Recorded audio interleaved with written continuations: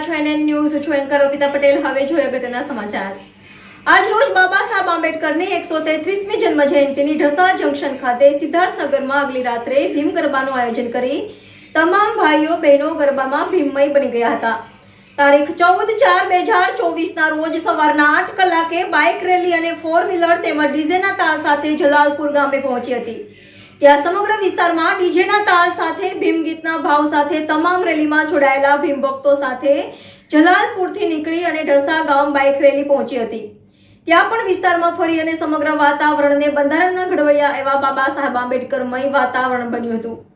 ત્યાંથી રેલી સ્વરૂપે અને ડીજેના તાલ સાથે ઢસા ગામથી ઢસા જંકશનના મેઇન રોડ અને એસટી સ્ટેન્ડના મેદાનમાં ડીજેના તાલ સાથે ગરબા લેવામાં આવ્યા હતા. ખાસ આ રેલીમાં તમામ વર્ગના લોકો જોડાયા હતા અને પૂરેપૂરો સહકાર મળેલ હતો. ઢસા જંકશનના નવયુવાનોના ભીમભાવ સાથે વાતાવરણને અનુકૂળ દરેકને શરબત પણ પાવામાં આવ્યું હતું.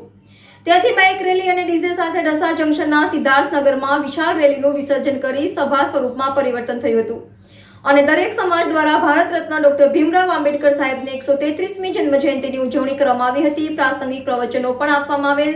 ત્યારબાદ અંદાજે 600 થી 700 જન્મેદનીએ ભીમ ભોજન લીધું હતું.